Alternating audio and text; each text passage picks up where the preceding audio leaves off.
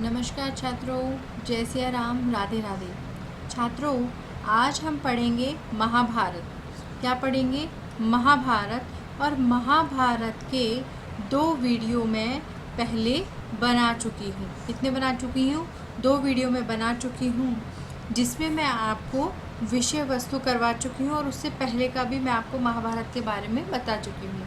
आज जो हम पढ़ेंगे वो हम पढ़ेंगे महाभारत का काल, महाभारत कालीन समाज, परवर्ती ग्रंथों के लिए ये प्रेरणा स्रोत, साहित्यिक महत्व और महाभारत में आख्यान। इन सब के बारे में जो चर्चा करेंगे वो हम आज के वीडियो में करेंगे। तो चलिए अब आगे हम देखते हैं। महाभारत का जो ये हमारा टॉपिक है वो फर्स्ट ग्रेड, सेकंड ग्रेड और यूजीसी नेट की इकाई 9 में सम्मिलित है। ठीक है, तो चलिए आगे देखते हैं। आज हम पढ़ेंगे काल।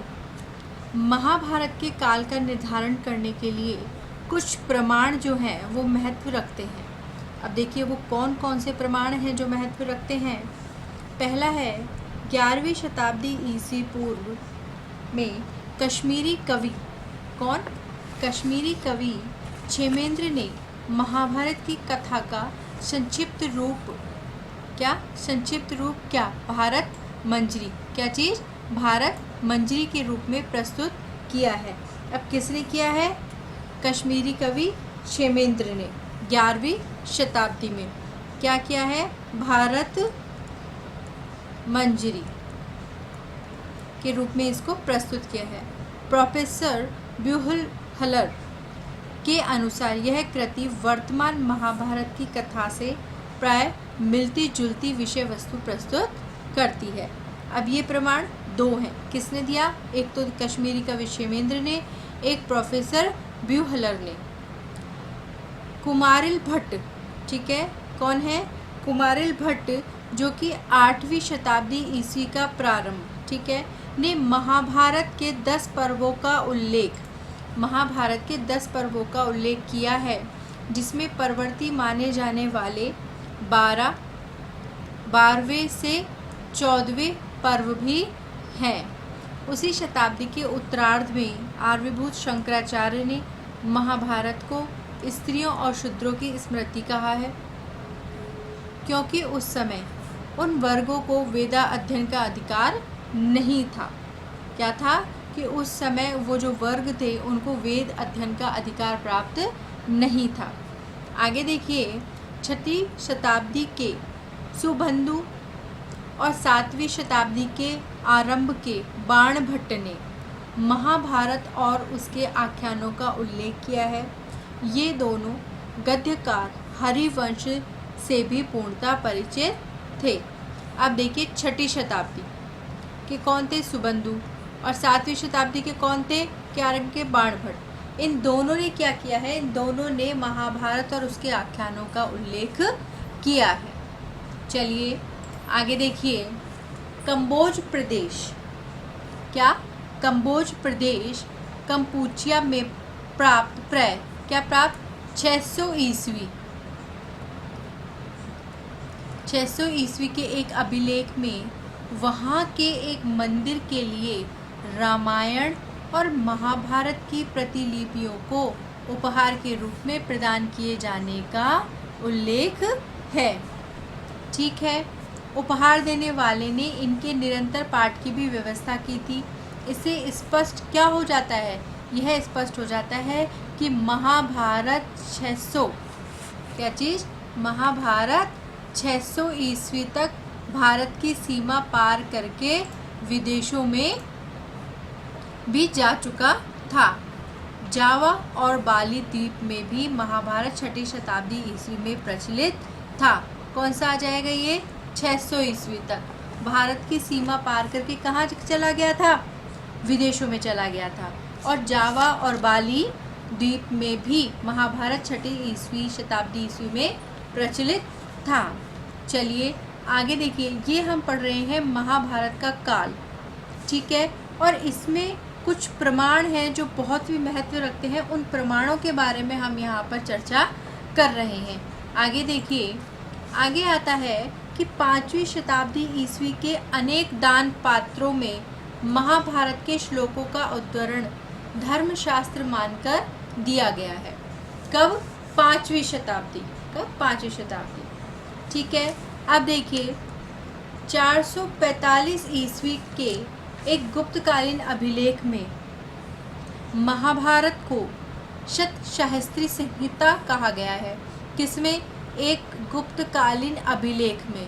कब का है वो गुप्तकालीन अभिलेख? 445 ईस्वी के एक गुप्तकालीन अभिलेख में महाभारत को क्या कहा गया? शतशास्त्री संहिता कहा गया। उस काल के अनेक दान पात्रों में भी शतसहस्र्याम संहितायाम वेद व्यासेनोक्तम कहकर महाभारत के वर्तमान रूप का निर्देश किया गया है। विंटरनिट्स इन तथ्यों के आधार पर यह कल्पना करते हैं, क्या कल्पना करते हैं? कि महाभारत अपने वर्तमान रूप में अवश्य ही 1-2 शताब्दी पूर्व ही आ चुका होगा। क्या? कि 3री-4थी शताब्दी ही आ चुका होगा वर्तमान रूप में। इस जर्मन विद्वान की यह कल्पना है कि महाभारत 4वीं शताब्दी ईस्वी पूर्व से पहले का ग्रंथ नहीं हो सकता। अब उनका मानना क्या है कि जो महाभारत है वो 4वीं शताब्दी ईस्वी पूर्व से पहले का ग्रंथ नहीं हो सकता, क्योंकि इसमें क्या है? इसमें यवनों का बहुधा उल्लेख है जो कि सिकंदर के आक्रमण के बाद की स्थिति को प्रकट करता है। अब देखिए एक और प्रमाण कि शांति पर्व के सीरियन भाषीय रूपांतर के 3 अध्यायों का अध्ययन करके हर्तेल ने यह प्रमाणित किया कि 500 ईस्वी में उपलब्ध महाभारत वर्तमान ग्रंथ से अधिक भिन्न नहीं था। चीनी तुर्किस्तान चीनी साहित्य के अनुसंधान से यह समय कई 100 वर्ष पीछे चला जाता है। एक प्रमाण ये है। अब आगे देखिए, आगे है यूनान का एक लेखक, कौन? दियोक्रिस्तोस्तोम 50 ईस्वी में दक्षिण भारत के पांड्य प्रदेश में आया था। कहाँ आया था? दक्षिण भारत के पांड्य प्रदेश में आया था। उसने लिखा है कि भारत में 1 लाख श्लोकों का इलियड प्रचलित था। क्या था? कि भारत में 1 लाख श्लोकों का इलियड प्रचलित था। इसमें संदेह नहीं कि इलियड से उसका तात्पर्य महाभारत से ही है। क्या है इलियड? इलियड से क्या तात्पर्य बताया उसने? महाभारत से ही बताया। इलियड के अनुवाद का तात्पर्य नहीं, जैसा कि विंटर से समझा है।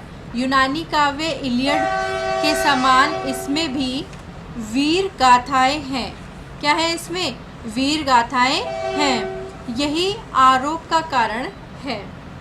दक्षिण में जब 1 लाख श्लोकों का महाभारत पहुंच चुका था तो उत्तर भारत में 100-200 वर्ष पहले ही यह अवश्य बन चुका था।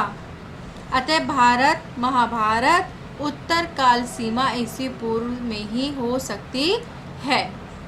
चलिए आगे देखिए, महाभारत के वर्तमान रूप की पूर्व काल सीमा अवश्य ही बौद्ध धर्म की उत्पत्ति तथा विस्तार के रूप में मानी जा सकती है।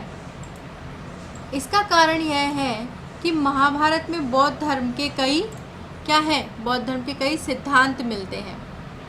यवनों के उल्लेख से यह काल सीमा और भी अधिक संकुचित हो जाती है, अर्थात 320 ईस्वी पूर्व से लेकर ईस्वी सन के आरंभ काल तक महाभारत में वर्तमान रूप लिया होगा।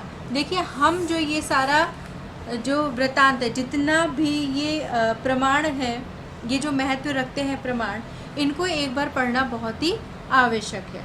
चलिए आगे देखिए, आश्वलायन ग्रह्य सूत्र में भारत और महाभारत दोनों ग्रंथों का पृथक पृथक उल्लेख है।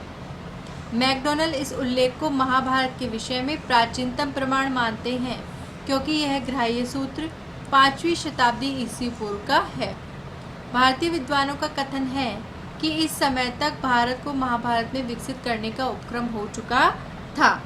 चलिए अब आगे देखते हैं। इसमें आगे है बौधायन ग्राह्य सूत्र में विष्णु सहस्त्र नाम का उल्लेख है। हमने पढ़ा था ना, कौन सा पर्व एक पढ़ा था हमने? अनुशासन पर्व का एक अंश। ठीक है, ये हमने अभी पीछे पढ़ा था कि वहाँ प्रमाण के रूप में भगवत गीता का एक श्लोक भी उद्धत है। इस ग्राह्य सूत्र का भी समय 400 ईसा पूर्व माना गया है। बौधायन धर्म सूत्र में भी महाभारत की चर्चा है।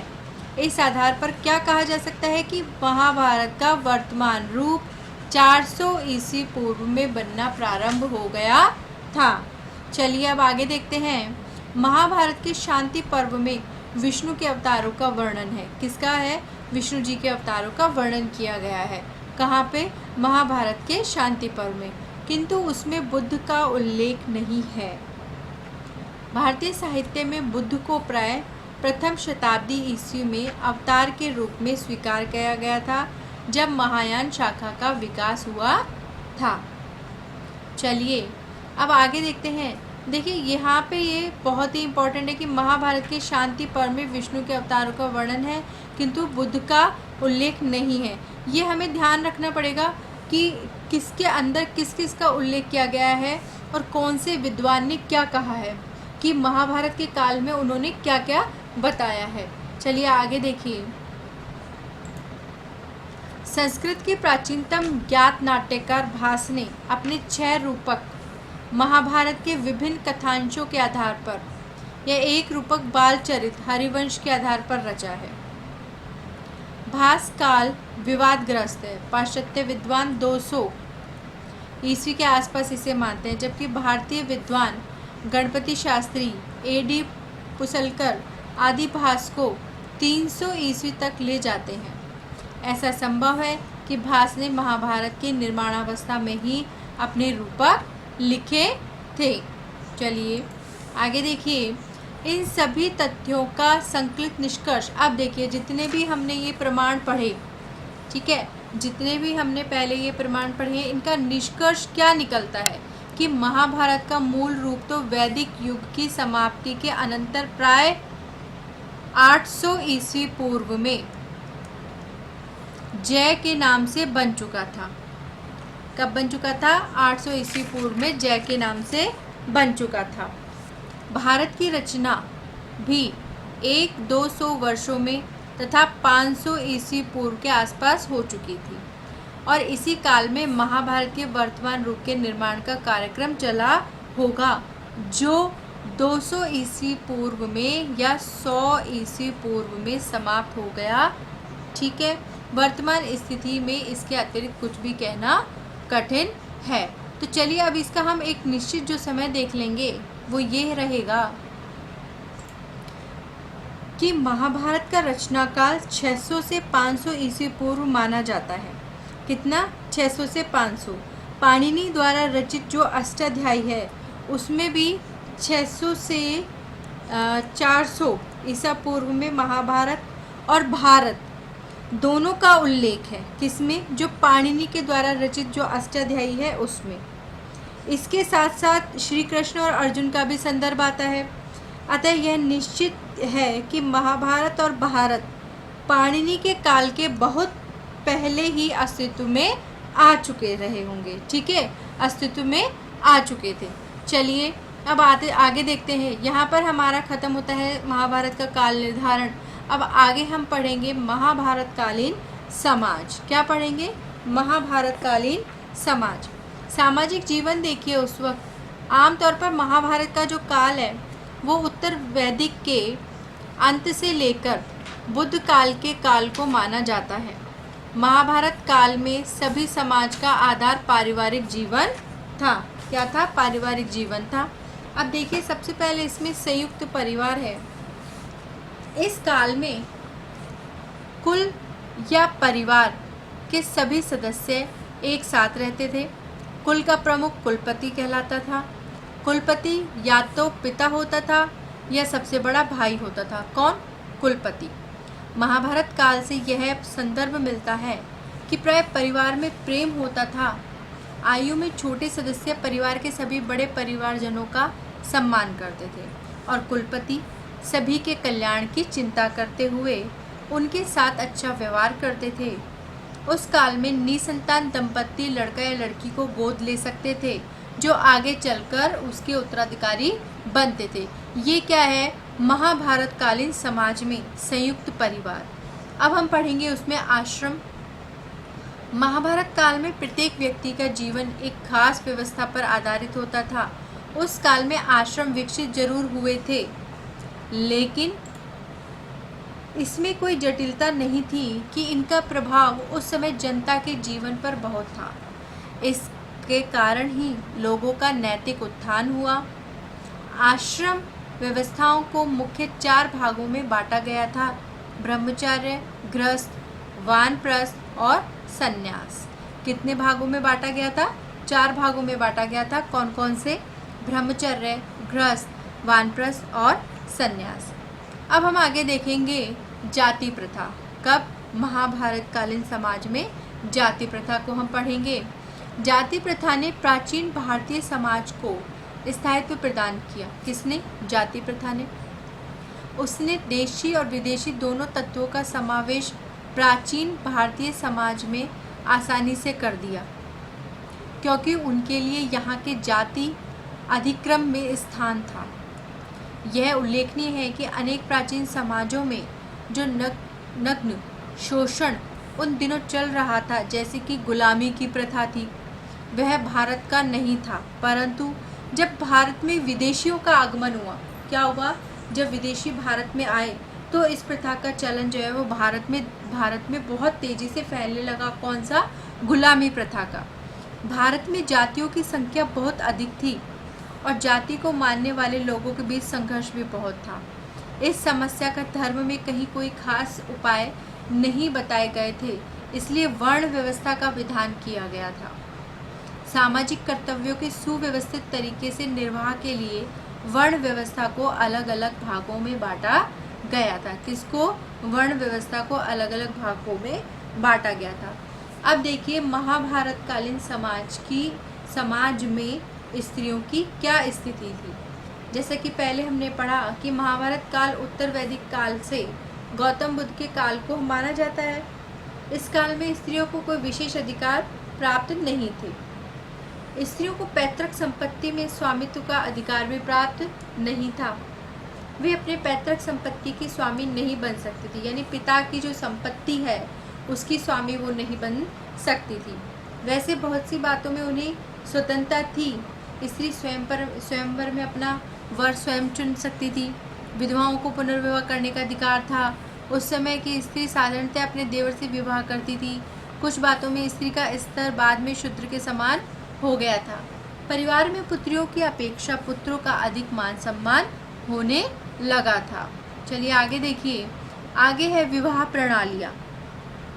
महाभारत कालीन समाज में विवाह प्रणालियाँ हम देखेंगे कि महाभारत काल में भारत में शादी की अनेक प्रणालियाँ प्रचलित थी, जिसमें कुछ अति प्रमुख थे जिनके बारे में धर्म ग्रंथ में भी लिखा गया है। वैसे धर्म ग्रंथों में विशेषतः ब्रह्मा विवाह, प्रजापति विवाह, प्रेम विवाह, असुर विवाह, देव विवाह, गंधर्व विवाह, राक्षस विवाह, पिशाच विवाह, ये सभी ऐसे हैं जिनके उल्लेख धर्म ग्रंथों में हमें मिलते हैं। ठीक है, इनके बारे में धर्म ग्रंथों में हमें पढ़ने को मिलता है। ये हमने क्या पढ़ा? विवाह प्रणालियाँ उस समय की। अब हम देखेंगे महाभारत कालीन समाज में वर्ण व्यवस्था कैसी थी। भारतीय परंपरा में वर्ण विभाजन की 2 व्यवस्था की गई। उसके अनुसार वर्ण को 4 भागों में बांटा गया। भारत में जातियों की संख्या बहुत अधिक थी, अतः वर्ण की तुलना जाति से करना सही नहीं है। लोगों के द्वारा जन्म से ही अपने वर्ण को मानने के कारण ही समाज में जाति और वर्ण एक दूसरे का पर्याय बनता चला गया। भारतीय धर्म शास्त्र जीवन की एक रूपता के पक्ष में नहीं थे, इसलिए क्या हुआ बाद में कि धर्म शास्त्रों में वर्ण शब्द का प्रयोग किया गया और फिर इसे 4 भागों में 4 वर्ण इसके कर दिए गए। कौन कौन से? ब्राह्मण, क्षत्रिय, वैश्य और शूद्र। ठीक है, चलिए अब आगे देखते हैं। आगे आता है महाभारत कालीन समाज में शिक्षा। क्या आती है? शिक्षा। महाभारत काल में जो शिक्षा है वो विकसित हो गई थी। ठीक है, उपनयन संस्कार द्वारा जब बच्चे ब्रह्मचर्य आश्रम में भेजे जाते थे, क्या होता था कि उपनयन संस्कार होता था, उसके द्वारा जब बच्चे जो है ब्रह्मचर्य आश्रम में भेजे जाते थे। बच्चे गुरु के आश्रम में रहते थे, सारी विद्या वहाँ पर प्राप्त करते थे। गुरुकुल में रहते हुए उन्हें गुरु की सेवा करनी होती थी। हवन के लिए लकड़ियाँ लेकर आते थे, चूल्हा जलाते थे, भिक्षा मांगते थे आदि कार्य कौन करते थे? विद्यार्थियों को ही करने होते थे। उस समय विद्यार्थी बिना किसी कोर्स शुल्क के पढ़ते थे। ठीक है, कोई शुल्क नहीं लगता था, क्योंकि उस काल में विद्या को शिक्षा की दंत की श्रेणी में रखा जाता था। सामान्यतः उस समय भाषा, व्याकरण, सामान्य गणित के साथ साथ नैतिक शिक्षा भी दी जाती थी। ठीक है, क्या क्या दिया जाता था? भाषा सिखाई जाती थी, व्याकरण सिखाई जाती थी, सामान्य गणित बताई जाती थी और उसके साथ साथ नैतिक शिक्षा पर भी ध्यान दिया जाता था। राज परिवार के सदस्यों को सामान्य शिक्षा के अतिरिक्त अस्त्र शस्त्र चलाने की शिक्षा भी गुरु के द्वारा दी जाती थी। ये था हमारा महाभारत कालीन समाज की शिक्षा। चलिए आगे देखते हैं। अब हम आगे है हमारा एक अलग टॉपिक जो है परवर्ती ग्रंथों के लिए प्रेरणा स्रोत। क्या है? परवर्ती ग्रंथों के लिए प्रेरणा स्रोत। महाभारत एक बहुत ही विशालकाय ग्रंथ है। हम जानते हैं कि उसमें 1 लाख से अधिक श्लोक हैं, जिसको आधार बनाकर कवियों ने विभिन्न विषयों को लेकर नाटक, महाकाव्य, चंपू काव्य इत्यादि के रूप में उनको प्रस्तुत किया है। अब देखिए इसमें कुछ यहाँ वर्णित है। क्या क्या है कि हम महाभारत पर जो आधारित महाकाव्य हैं, सबसे पहले हम उनको देखेंगे कि शिशुपाल वधम क्या है? शिशुपाल वधम किसकी रचना है? महाकवि माघ की रचना है। नैषधीय चरितम किसकी है? श्री हर्ष की है। और किराता अर्जुनियम, किरात और अर्जुनियम ये किसकी है? भारवी की रचना है। ये क्या है? ये तीनों हैं महाकाव्य। क्या है? तीनों महाकाव्य। और किस पर आधारित है? ये आधारित है महाभारत पर। ठीक है, महाभारत पर आधारित 3 महाकाव्य कौन कौन से हैं? शिशुपाल वधम, नैषधीय चरितम और किराता अर्जुनियम। चलिए अब आगे देखते हैं। आगे है महाभारत पर आधारित नाटक कौन कौन से हैं? किस पर? महाभारत पर आधारित नाटक कौन कौन से हैं? पहला है अभिज्ञान शाकुंतलम, जो कि किसकी रचना है? कालिदास जी की रचना है। वेणी संहार भट्टनारायण जी की है। बाल भारत राजशेखर जी की रचना है। दूत घटोत्कच ये किसकी है? भास जी की। दूत वाक्यम किसकी रचना है? भास जी की। कर्णभार किसकी रचना है? ये भी है भास की। मध्य व्योम ये किसकी रचना है? भास जी की। पंचरात्रः भास जी की। और उरुभंगः ये भी किसकी है? भास जी की। ठीक है, तो ये है महाभारत पर आधारित हमारे नाटक। चलिए अब आगे देखते हैं इसमें थोड़ा सा और। आगे है महाभारत पर आधारित चंपू काव्य कि महाभारत पर कौन कौन से चंपू काव्य आधारित है। पहला है नल चंपू। ठीक है, कौन सा है? नल चंपू, जो कि त्रिविक्रम भट्ट द्वारा रचित है। भारत चंपू अनंत भट्ट जी द्वारा रचित है। पांचाली स्वयंवर चंपू ये किसके द्वारा रचित है? नारायण भट्ट जी के द्वारा रचित है। अब ये हमारे क्या है? ये है हमारे 3 चंपू काव्य जो कि हमारे महाभारत पर आधारित हैं। चलिए अब आगे देखते हैं। आगे है साहित्यिक महत्व। क्या है? साहित्यिक महत्व, जो कि हमारे UGC नेट इकाई 9 का एक टॉपिक है, जो कि महाभारत के अंदर दिया हुआ है। देखिए यह काव्य ग्रंथ भारत का अनुपम धार्मिक, पौराणिक, ऐतिहासिक और दार्शनिक ग्रंथ है। ठीक है, कैसा है? धार्मिक है, पौराणिक है, ऐतिहासिक है और दार्शनिक ग्रंथ है। विश्व का सबसे लंबा यह साहित्यिक ग्रंथ और महाकाव्य है। ठीक है, कैसा है? विश्व का सबसे लंबा और यह साहित्यिक ग्रंथ और महाकाव्य है। ठीक है, जिसमें क्या है? 1 लाख से भी अधिक श्लोक हैं। हिंदू धर्म के मुख्यतम ग्रंथों में से ये क्या है? एक है। इस ग्रंथ को हिंदू धर्म में पंचम वेद माना जाता है। क्या माना जाता है? पंचम वेद। पंचम वेद इसे माना जाता है। यद्यपि इसे साहित्य की सबसे अनुपम कृतियों में से एक माना जाता है, किंतु आज भी यह ग्रंथ प्रत्येक भारतीय के लिए एक अनुकरणीय स्रोत है। यह कृति प्राचीन भारत के इतिहास की एक गाथा है। क्या है? भारत के इतिहास की एक प्रमुख गाथा है। आगे देखिए, काव्य के रचयिता वेद व्यास जी ने अपने इस अनुपम काव्य में वेदों, वेदांगों और उपनिषदों के गुह्यतम रहस्यों का निरूपण किया है। इसके अतिरिक्त इस काव्य में क्या है? न्याय, शिक्षा, चिकित्सा, ज्योतिष, युद्ध नीति, योग शास्त्र, अर्थशास्त्र, वास्तुशास्त्र, शिल्प शास्त्र, काम शास्त्र, खगोल विद्या तथा धर्मशास्त्र का भी विस्तार से वर्णन किया गया है। ठीक है, चलिए अब हमने पढ़ा क्या? साहित्यिक महत्व। अब आगे देखते हैं। इसमें आगे है महाभारत के प्रमुख आख्यान। ये भी एक टॉपिक दिया हुआ है यूजीसी नेट इकाई 9 जो है उसके अंदर, महाभारत के अंदर ये एक टॉपिक दिया हुआ है, महाभारत के प्रमुख आख्यान। चलिए देखिए, पहला है आदि पर्व। पहला कौन सा है? आदि पर्व। अब आदि पर्व में कौन कौन से आख्यान आए हैं? देखिए, शकुंतलोपाख्यान आया हुआ है, ययाति उपाख्यान आया हुआ है, कच्छ देवयानी उपाख्यान ये भी आया हुआ है किसमें? आदि पर्व में। और क्रतु विनतोपाख्यान ये भी उसके अंदर आया हुआ है। सभा पर्व में है शिशुपालोपाख्यान। कौन सा? शिशुपालोपाख्यान। वन में देखिए, वन पर्व में है नलोपाख्यान, रामोपाख्यान, शिव्युपाख्यान और मत्स्योपाख्यान ये, और सावित्री उपाख्यान, किराता अर्जुनियम और नल चंपू ये सब किसके अंतर्गत आते हैं? ये सब आते हैं नल पर्व में। अब आता है उद्योग पर्व। उद्योग पर्व में आते हैं अम्बोपाख्यान। फिर लास्ट में है शल्य पर्व। शल्य पर्व में है उरुभंग। कौन सा है? उरुभंग। और खिल पर्व में है हरिवंश पुराण। कौन सा है? हरिवंश पुराण किसके अंदर है? खिल पर्व में। चलिए अब आगे देखते हैं। आगे है हमारा, अब देखिए कुछ छोटे छोटे संदर्भ जो इसमें है देखिए उसे भी पढ़ लेते हैं कि शांति पर्व में बल के अंग हैं कितने? 6 और दुर्ग संख्या कितनी है? 6। श्री कृष्ण ने दूत बनकर कार्य किया था किसमें? उद्योग पर्व में। कहाँ पढ़ते हैं हम? उद्योग पर्व में।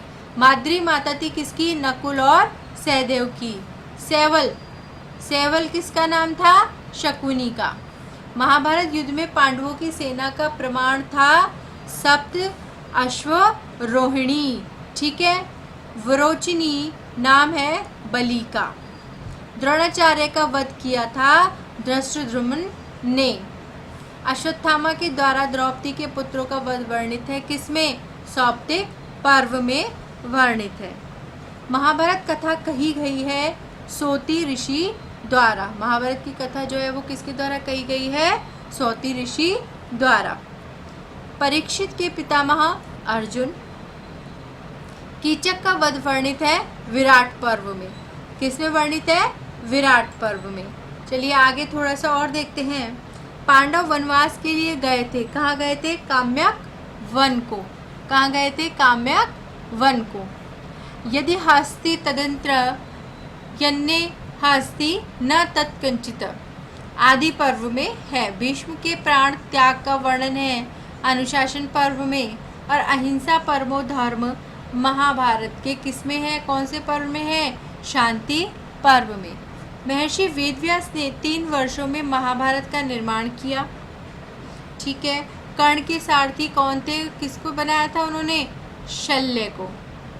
अज्ञात काल में भीम का नाम था वल्लभ। क्या था? वल्लभ। और अज्ञात काल में द्रौपदी का नाम था सौरंद्री। क्या था? सौरंद्री। चलिए अब हम देखते हैं महाभारत की कुछ टीकाएं। क्या देखेंगे? महाभारत की कुछ टीकाएं। विषम श्लोकी ये किनका है? विमल बौद्ध जी का। ज्ञान दीपिका ये किसकी है? देवबौद्ध जी की। निगूढ़ार्थ पदबोधिनी ये किसकी है? नारायण जी की, और लक्षाभरषटिका ये किसकी है, वादिराज की, और भारत भाव दीप ये किसकी है, नीलकंठ जी की। ठीक है, ये क्या है, महाभारत की टीकाएं। क्या है, महाभारत की टीकाएं। चलिए छात्रों, आज के लिए इतना ही। अब यहाँ पर जो है हमारा महाभारत टॉपिक पूर्ण हो चुका है। मैंने इसमें आपको महाभारत का काल, विषय वस्तु, साहित्यिक महत्व, परवर्ती ग्रंथों के लिए सब मैंने इसमें आपको साहित्यिक महत्व पढ़ा दिया, आख्यान मैंने आपको इसमें पढ़ा दिए। महाभारत टॉपिक आज हमारा कंप्लीट हो चुका है, तो आप इसको अच्छी तरह पढ़िए, समझिए, लिखिए और याद कीजिए। अब आगे के वीडियोज़ में हम रामायण और महाभारत से संबंधित जो प्रश्नोत्तरी है उसको हम करेंगे। तब तक आप इसको याद कीजिए। तब तक के लिए धन्यवाद।